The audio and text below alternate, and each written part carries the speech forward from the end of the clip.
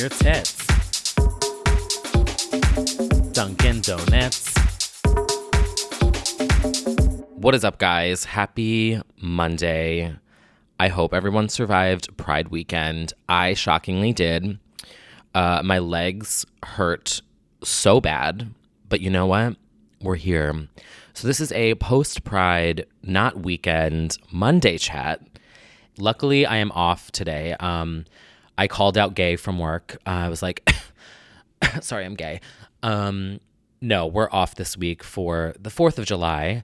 Happy 4th. I'm here at this beautiful condo overlooking the Macy's fireworks in this beautiful condo that I know Teresa couldn't even afford a down payment, let alone 10%. That is an iconic rant on YouTube. For those of you who know what it is, you know what it is. If you don't know what it is, pay attention to my Twitter on July 4th, where I will tweet it again, like I do every single July 4th. But, oh boy, do I have some stories for you all today. I have so much to talk about today. If you've seen my Instagram stories, I feel like you know what's coming. We have many stories that I need to discuss, sisters. But I am just going to get right into it and let you guys know what I am shaking my tits to this week. I don't have coffee today, so no free promo for the company that shall not be named because they don't pay me, even though you all know what it is because, anyway. Also, if you were following my Instagram stories, I feel like you already know what I'm shaking my tits to this week because I've been posting about it every single day, twice a day. It is the new Kygo song, Higher Love, with the vocals from the legend, Whitney Houston. It is so good. And I feel like a lot of people who don't even like Kygo and EDM are obsessed with it. Because the one thing that I think is so successful about the song, you know, as an esteemed music analyst and reviewer and vocalist, I feel like I have the right to speak on the subject. What is so brilliant about this song is that normally Kygo is known for his beats, like that's his signature. There's like a sound that goes to his music.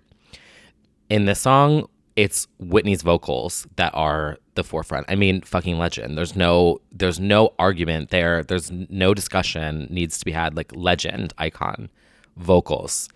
And the way that he was able to remaster this into something new is so good. Oh my God. And I witnessed it live last night, twice, which we also discuss. But that is what I'm shaking my tits to. I've been shaking my tits all week. I am so exhausted today, you guys. I am not even hungover. I'm just so physically in pain. Like my legs, my knees, my feet, my back, everything hurts. And it was worth every single mile walked yesterday, which according to my Fitbit was 12 miles in one day. And for me, that is a lot. I haven't walked that much in the past decade, probably.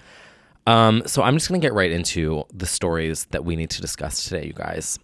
And the first one is going to be about World Pride, which I walked in the Pride March yesterday with the Bravo Float Spectacular, like NBC out. I walked with my entire team. Well, not entire team, but most of my team from Watch What Happens Live. We had on these super cute rainbow Mazel shirts. I love them. And it was an absolute mess, but it was so fun.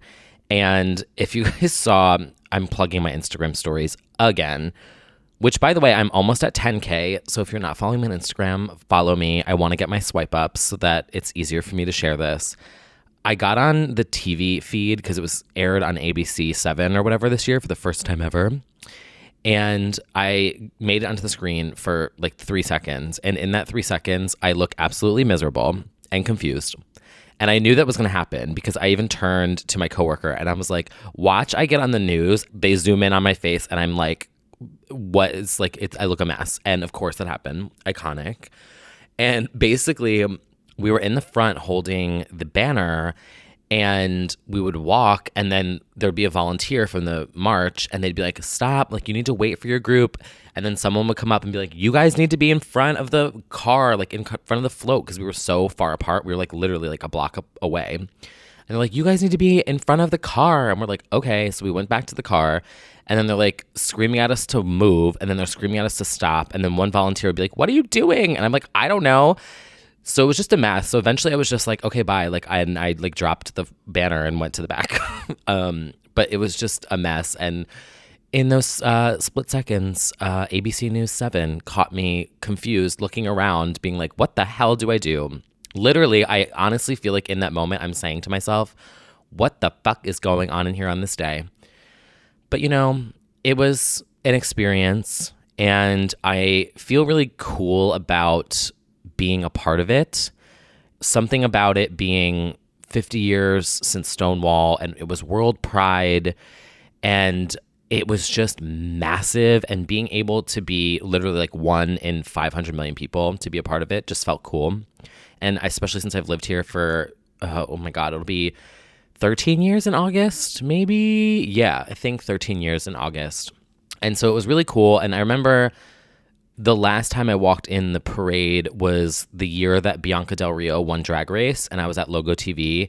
And I remember that year walking from Christopher Street down by where Stonewall is, and the sun was setting. And I remember I had this moment where I felt like I had closed a new chapter, or like entered into a new phase of my life. And I very much felt the same this time around, especially since I haven't really been feeling myself the past year. Like I've had some health issues that have been going on that I'm not talking about, but like I haven't really felt like myself. And so it just felt cool to be surrounded by so many people and to just feel all that energy and love, and just know that I'm a part of something bigger, and this community that is so massive. I don't know.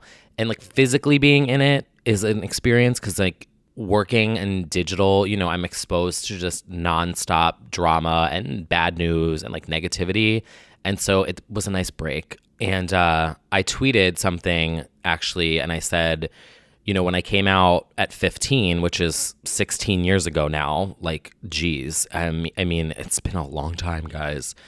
Yeah, I came out 16 years ago, and I did not have a good coming out experience, which I realize is probably a story that I should share at some point. And I feel better about sharing it now, because since then, things like involving all the people like in the story and like in the actual like moment that it happened, everything's good now. So it's like, because it's been so long and it's been such an up and down process. But I think maybe I need to share that, because I feel like there'd be some people out there who would, I don't know, I guess maybe I'll do that. I don't know how. I mean, is that like a YouTube video thing, like calling it My Truth?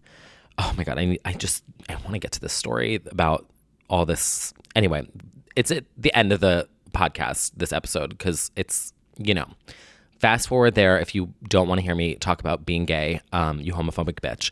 No, I'm just kidding. So I also had a panic attack yesterday. That was really fun. Surprise, just switch the mood on you. No, it's fine. So I, before the parade, walked from my apartment to where the holding area is. And I just, as I kept getting closer and closer and closer, I was getting really anxious. And then once I actually got to where the holding area was, because the way they did it this year, and I don't know if they did it in last year or whatever, it's been like 5 years, I think, since I last was in the actual march. They basically just hoard you like cattle in this city block. So it is jam-packed with people, and you have to like squeeze through the single file like little opening in the barriers. And I was so anxious about the crowd trampling me. I was worried that something would happen and someone would just be like, basically like someone screaming fire, and then everyone starts running, you know? I was worried about something like that happening and getting trampled. And I just had like this full-blown panic attack, and I was a little shaken up. And so I think in the beginning of the whole thing, I was like a little out of it. But the other thing that really freaked me out, and this is where I'm going to tie in something else that I wanted to talk about. This weekend chat's all over the place. Forgive me, you guys. I'm dehydrated. I was also really nervous about the snipers that were on the roofs of the buildings. Is that weird? This whole weekend chat is all over the place, and I'm not apologizing for it. So if you walk in the parade, or even if you go, in the city, they put snipers on top of the roofs of buildings, like all through the entire route. And I had just watched Black Mirror the day before, and that's what triggered it. So I regret that decision to do that, because I just watched the new season of Black Mirror, and one of the episodes is called Smithereens, and I'm not going to spoil anything, but basically in one of the parts of it, there's people with snipers. And so I looked up and saw them, and I was like, oh my God, that's like the same as Black Mirror. What if they shoot me? And I was like freaking out. It just really made me nervous, and that's weird, but I don't know why I felt like sharing that. Oh, because I wanted to talk about Black Mirror. So last week I told you guys to watch Pose, and that was something that I marathoned recently. I marathoned the entire first season, and then this weekend I was like, I need to watch Black Mirror and the whole Ashley O thing, because I told you guys I was obsessed with it. And so I watched all the episodes, and the one I just talked about is the first episode. Or, I mean, I don't even think they're all like in order. I think it's just whatever. They're basically mini movies. So that one was about social media and mental health. It's called Smithereens, and it was really, I just think, a really good reflection of the current state of social media and the combination of mental health treatment and social media, and how they're not in sync with each other. And there's so many metaphors that you see in the episode of like, I mean, I want to like talk about, I don't want to spoil anything because I'm not that kind of girl. So like at one point, there's like the FBI, there's the social media company, and there's the police, and there's all these different people, basically like too many cooks in the kitchen, that old saying, and none of them know what they're doing, and it's like making it worse. And at the end of the day, it's just like, we need to just talk to each other more, you know, and like hear each other out and listen to people and like be present. Anyway, I thought it was very interesting, except for the whole sniper thing that sent me into a panic attack the next day. But it was fine. I shook it off eventually. And then there was also the Ashley O episode, which is the fake Queen of Pop starring Miley Cyrus. The song has been played everywhere. The gays are living for it. Anytime I saw someone with a purple wig, either me or someone else in the distance would be like, Ashley O, Queen of Pop. It just like really has taken over. And I loved the episode. I loved it. It was so brilliant, and it really was Miley playing herself, but in a different time period, because I saw this whole thing, like everyone was saying it was about Britney. Obviously, there are elements to the episode that tie in directly with Britney's story, like being hospitalized, and that whole scene like very much felt like 2007, 2008 media. Like it was definitely played off of it, and also kind of like the Piece of Me music video. Like it obviously has references to that experience, but the core of it, at least for me, was a story about Hannah Montana, Miley's Disney character. It's Disney, right? It's Disney. Yeah. She's like telling her own story in this Black Mirror episode. And the digs at Disney were also brilliant. And I'm not going to spoil anything, but if you have not watched it, pay attention to what the dad's job is. That's all I'll say. And if you have watched it and you maybe were like, I have no idea what the point of that was, pay attention to what his occupation was and the day-to-day, what is it that he does in his job? Mickey and Minnie are shaking. So there was that. And it also touched on this whole futuristic thing of holograms and like this post-hummus. Is that what it's called? Oh my God, I don't know the word. It's not hummus. That's fucking food. Whatever that word is, like when a celebrity dies, what happens? And there's like, you know, well, I mean, we talked about it before. Like Whitney has this new song with Kygo. It very much is like real, that it's a real thing that happens, and people get made into holograms and like all this stuff. So it wasn't really a stretch in terms of its story, which normally Black Mirror does that. They really stretch reality into something super metaphoric. But this one was a very direct story about Hannah Montana into Ashley O. And I just loved it. And it really ironically, well, not ironically, because it was probably planned, because this was obviously filmed a really long time ago. It really plays exactly into what Miley's doing in her own career right now, and this sort of bizarre, different sound that she has on this new EP. And the way that the episode starts, finishes, and ends very much ironically plays into exactly what Miley Cyrus is doing right now. So, justice for the Can't Be Tamed album, which is so good and was basically discarded by Disney because she was rebelling. And they were like, so they didn't really promote it. But the song Robot, I mean, what is an Ashley 2 doll? A robot. So that song, which is her dig at Disney, is literally played out in this episode. And also Can't Be Tamed, like the cage and all that stuff. I just loved it. And I'm not even like the biggest Miley fan. Like I never watched Hannah Montana. I was never into all that stuff. But when she started to do Can't Be Tamed and all that stuff, I kind of was like, oh, this girl seems cool, and she stanned Britney. So obviously if someone stands Britney, I give them my attention. But I just really like her a lot, and I highly recommend it. And then the last episode of the trio was called like Sniper Vikings or Viking Sniper, whatever. And it was about video games and like AI and VR. I don't know how I felt about this one. It was almost like too serious. The tone of it was a little serious, and I thought that they could have made it more comedic. I don't know. It wasn't the strongest of the trio. The strongest one was obviously Ashley O, and then Smithereens I thought was very fascinating. That is my TV recommendation for this week. Also, again, I'm going to plug Below Deck Med. You guys, I'm telling you, this is the best reality show on TV right now. People will drag me if I say that. Let's just say it's what I'm loving the most and I'm most anxiously waiting for new episodes for. So that's my TV recommendations. I feel like this weekend chat's all over the place, you guys. Let me just look at my notes here for a quick second. Let me see. Yeah, I literally wrote here, Black Mirror made me scared of snipers. Like, oh my God. Okay, so the story for all of you, the reason why probably most of you are here is the story that I'm about to tell next. And I was thinking about it this morning, like recalling my night, because I was like pretty drunk, but I wasn't gone. Like I got home. By the time I'd gotten home, I'd pretty much sobered up. And because I go to these concerts and I'm like not trying to black out because I love Kygo. And so it's same with like Britney. Like I go to these concerts, we can get a little twisted, but I want to remember everything and not be disgusting and hungover the next day.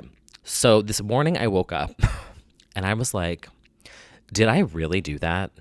Did I really go up to James Charles at the Kygo concert and speak to him like I was Oprah?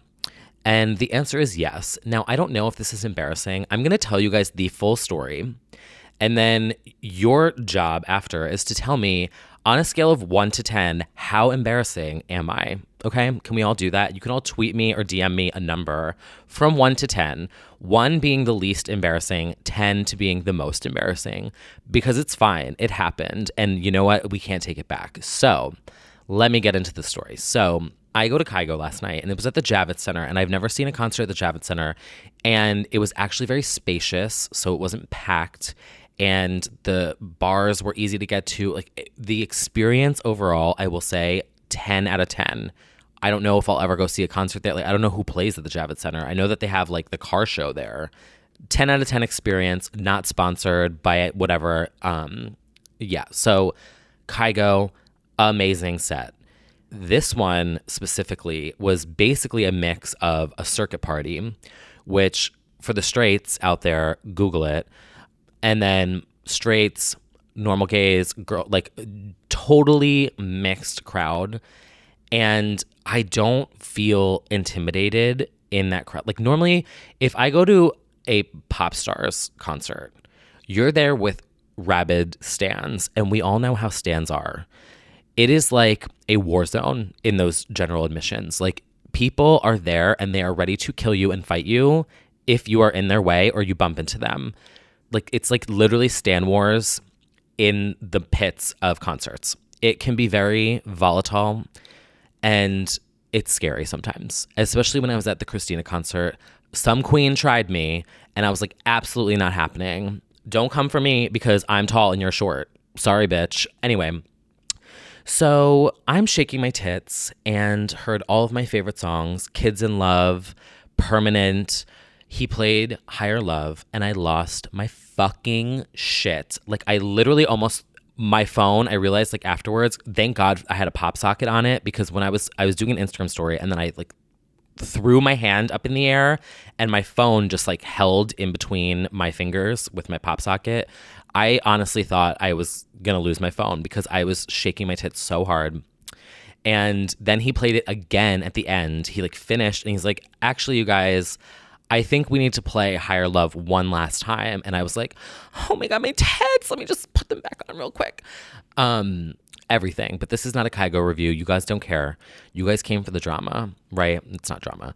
So I'm standing there and I go to get another drink and I'm walking out. And mind you, there's a ton of space. So people are like really spread out. It's not packed. And I go back and I'm looking over and I'm like, is that James Charles standing right there? Yeah, that's him. And he was surrounded by security guards. So I'm like, obviously that's James Charles. Very tall. And I could see the eyelashes from a mile away. And that's not a read. I'm just saying, like, I could. So before I get started onto like the actual experience, because you guys know I live for MUA drama. And that's MUA, M-U-A. Yeah, makeup artist. I just call them MUAs. I live for MUA drama. You guys know Jaclyn Hill has her hairy lipsticks out right now. There's been Dramageddon 1, Dramageddon 2. Like, I cannot sit through an Oscar award-winning movie because I get so bored. I can sit for 14 hours and watch makeup drama on YouTube. Is there anyone else out there who feels the same? Like, the other day I watched an hour and 20-minute video and she was like, I'm going to reveal all of my receipts and my truth. And I was like, sat through the whole thing, finished. I was like, great.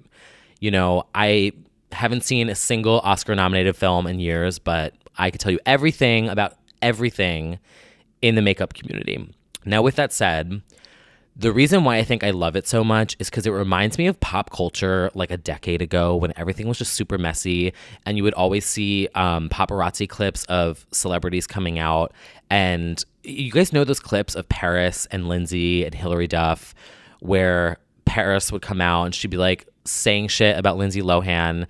And then Lindsay came out that one time and said Paris is a C-U-N-T and then like rolled up her window and then rolled it back down and was like, I never said that. It reminds me of that era of pop culture where it was just drama that was so stupid and pointless, but everything. You know what I mean? Like Hilary Duff walking down the sidewalk and getting paparazzi flashes and then talking about Lindsay Lohan and then making a song called Gypsy Woman about Nicole Richie and just all of that petty, silly, stupid drama that doesn't really feel like it's hurting anyone, if that makes sense. Kind of like a reality show, how they get mad over stupid shit. It's like, it doesn't really matter. No one's getting hurt. Well, I don't want to say no one's getting hurt over a hairy lipstick. There's shards of plastic apparently and metal in them too. Anyway, you know my point is that it's like also silly and like not really that serious. And I think that's why I enjoy watching it. Also, a lot of it does feel like it's intentional. Like they're making up storylines for the drama community and like the beauty community to keep themselves relevant. You know what I mean? Like, so part of it feels fake, but I can't get enough of it. So I think that's why I got so like caught up in it. Recently, there's been the whole James Charles Tati drama. If you have no idea what I'm talking about, go on YouTube and just type in James Charles Tati drama. Go watch Rich Lux or one of those drama channels and get all caught up. But basically, long story short, is that James Charles got like dragged and lost like 2 million followers. It was like this whole drama, whatever, and left social media for a month because he was getting so much hate. So after all the dust had settled or I should say, after all of the mattifying powder had settled, in the drama community and makeup MUA community, I kind of found myself feeling bad for James Charles. Now, don't get me involved in this shit. I am just saying, as a gay kid, well, I was once a gay little twink myself one day. Those days are long gone. But as a gay kid, I know what it feels like to have an entire group of people like picking on you and making fun of you, right? It's an experience that you have as a kid growing up. You feel like your entire class, like all of your classmates are against you. I even had teachers that had said shit to me growing up.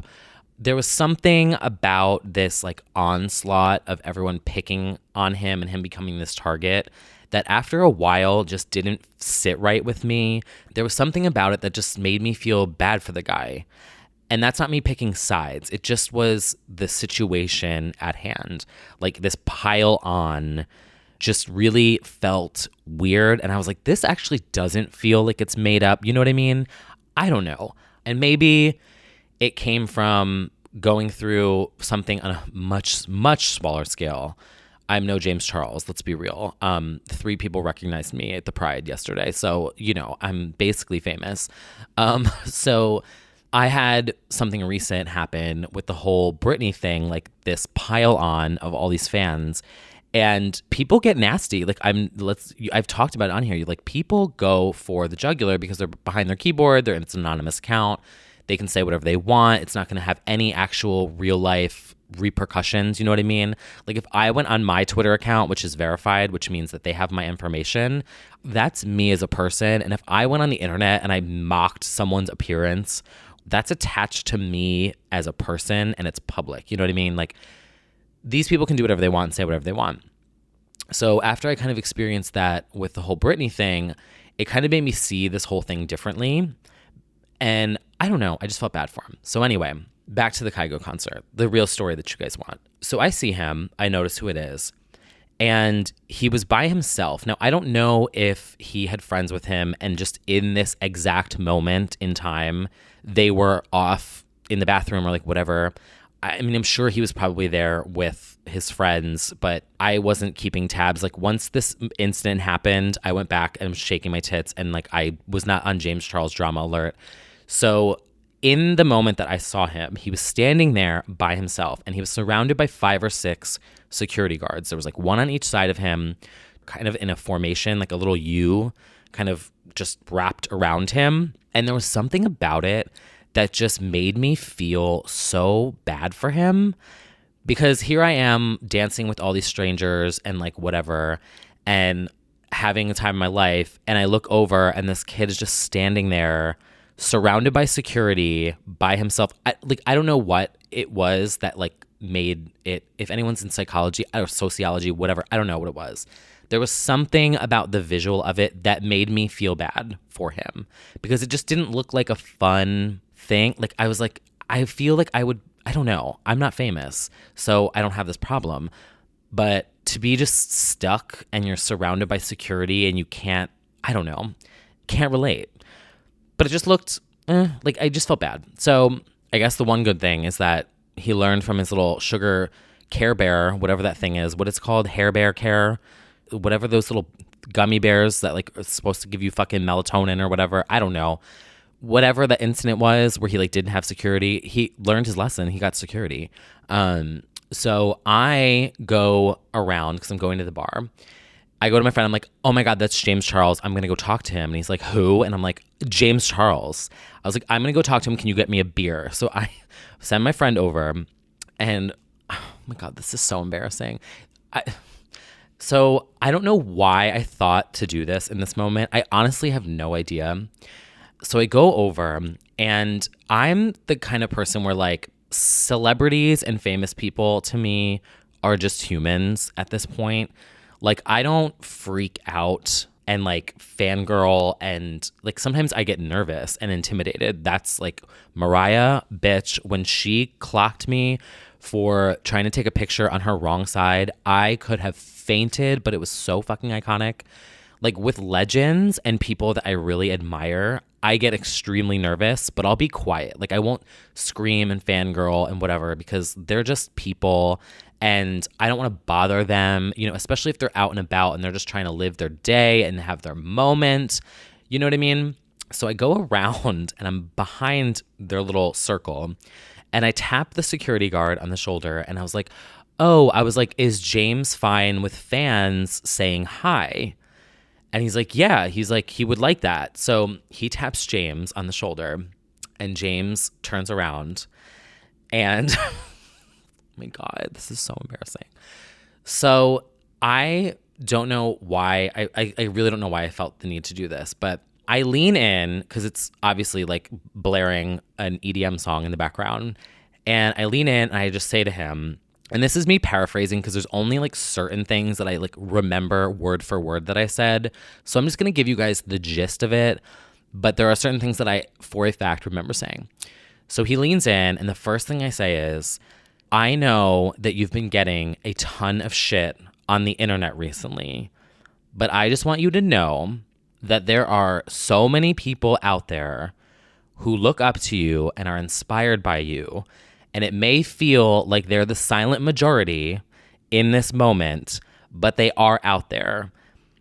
And then I said to him, I was like, I'm 31 and I wish that I, at your age, had the courage to express my creativity and be out and be proud the way that you are. And so just know that there are going to be kids out there who see what you're doing and are inspired by you and are going to look up to you. Don't forget that. And then I said something along the lines of, I was like, and at the end of the day, you have fucking talent. So don't even worry about the bullshit on the internet. I think that's pretty much it. I just remember I said, you know, I know you're going through shit on the internet. And then I said, oh my God, bitch. I like literally said my age. I'm like, girl, I am 12 years older than you. But like that is fact. Like I'm not gonna lie, when I was 17, 18, 19, 20, I was out and I still was myself, I guess you could say, but I restricted so much of who I am, and that's all I think coming out now even. You know, I wanted to be doing YouTube. I think I've told this in a video. If you guys follow me on YouTube, I know that this is a podcast, but I did a video on my YouTube channel saying, and it's titled, I'm Jealous of Tyler Oakley. And I did this video where I talked about how I was a hater for so long because I was too insecure to do this shit myself. Like I always wanted to be making videos and making content and doing stuff like this podcast. And in my my late teens, early 20s, I was too insecure to pursue all of that. So that is fact. Like, I really do wish that I had the courage to be out there and doing stuff on the internet, like back in my early 20s. You know, no regrets. Like, I'm not saying that I regret anything. I'm just saying that it is facts. Like, there are going to be kids, especially younger kids now, because of how open and accepting the media, like the world is now. And James Charles is part of that. You know, he's like this huge YouTuber, and there are going to be so many kids that see that and say, oh, can be out and myself and be successful. There's a place for me. You know what I mean? Like, not to get like too deep, but like, let's get deep. And then I said, you know, like blah, blah, blah. And then I said, you have talent. Like, just fuck all of the bullshit on the internet. Like, you're talented. And I also think that's true too. I mean, let's be real. The kid is a good artist. Like, I don't know shit about makeup, but I know art and an artist when I see one. You know, I watch, this is also embarrassing, but you know, why not? I watch these videos where like people paint dolls. Like, they do these like crazy hand painted like divas. Like, they make like these custom molds and they sculpt the figures and then they paint them with these like insanely tiny brushes. I watch videos where this woman makes gel acrylic nails and like paints them and like files them. I watch makeup tutorials. I watch watercolor tutorials. Like, anything that has to do with art, I love watching people do it. It's very relaxing. So I just told him that and said my little spiel. And then he obviously, like, I like stepped back because I was in his face. Like, literally, what was I thinking? I was like in his face, like saying this into his ear. You know when you go to a bar and it's loud as fuck and you just like are screaming into your friend's ear? That was me. So after I was done screaming in this kid's face, well, I guess he's not a kid. So I back up. He looks at me and he says, like right in the eyes, and he's like, "Thank you so much. I really needed to hear that." And he said, "Can I give you a hug?" And I was like, "Yeah." So James Charles hugged me. All 12-year-old girls are crying. And basically, I am Jesus. On the third day, T. Kyle rose with all of the disciples, Paris, Brittany, Lindsay, Hillary, walked down the street following the North Star. That's someone's going to drag me. That was the wrong. I'm thinking of the Away in a Manger where they follow the North Star. Anyway, I'm going to stop that discussion while I'm ahead. But basically, I'm Jesus and Oprah. And I have no idea why I felt the need to do that. I didn't even think anything of it literally at all the rest of the night. Like, no joke, I got my beer, went back to the middle of the dance floor and was shaking my fucking tits and didn't think a thing of it until I got home. And I was like, did I say something to James Charles? And I was like, I absolutely did. Oh my God. Because it happened so quick. I literally was like, tap, tap, bam, here's my little Oprah speech. Bye, have a good night, hug. Didn't even take a picture. I'm like, I don't even have photo proof, but it happened 100%. And that's my weekend chat for this week. It is a mess, just like my weekend. And yeah, let me know if you think that is embarrassing. I kind of actually, like, now that I think about it, now that I just told that story, I don't think it's embarrassing, actually. I'm actually kind of glad that I said something because I feel like, and maybe this is ironically, the same Black Mirror episode that scared the shit out of me because of the snipers and sent me to a panic attack also just had me thinking about social media and how we treat each other on the internet. I don't know. I mean, we could get into logistics of everything because someone might be like, yeah, but he should have supported Tati and Sugar Hair Care Bears, whatever. They were lying. You can get into the specifics, but at the end of the day, this guy's 20 years old.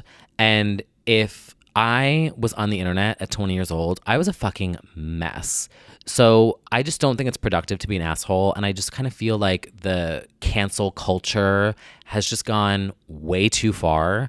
It just doesn't feel right, this like big pile-on cancel culture that we have today. Speaking of Black Mirror, it's an episode of Black Mirror. It's the one with the bees. It's like the bees or whatever that like swarm to kill people, like whatever. Remember that episode? It's basically that is now happening. So another point on Black Mirror is like this shit happens. That rating system episode where like if you curse, your like rating goes down, and if you make good posts, your rating goes up. That shit's happening in China. I think China, where they have like a social scoring system now. Y'all, like this shit that happens in Black Mirror is true. It is happening. But anyway, I think people just don't have enough human physical like interaction anymore. You know what I mean? And I think about how it feels because someone came up to me actually at a pride party that I was at on Thursday, and she was like, "Oh my gosh, T. Kyle, like I need to say to you, thank you so much because your Tumblr inspired me to become a writer and to start writing, and that's why I'm here and that's why I have my job."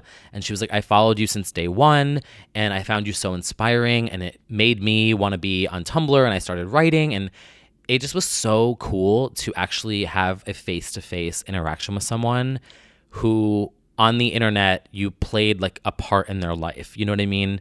Like whether it's someone you watch on YouTube for comedic purposes and you just want a laugh, or if it's a writer who you love their books or their blogs or whatever it is, or if it's an artist and you love their music and their lyrics, like whatever it is, there's nothing that beats that face-to-face, in-person interaction. You know what I mean?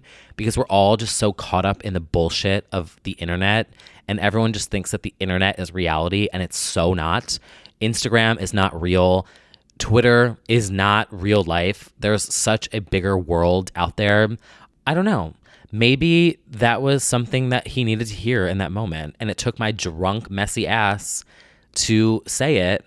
And I don't know. I mean, he probably either forgot about it or has no idea, but I don't know. Maybe it made his night. You never know. And so the moral of the story is, or as I like to say here on this podcast, today we learned, be nice to people in person. Say to someone, hi, I love your work. Don't be a fucking asshole.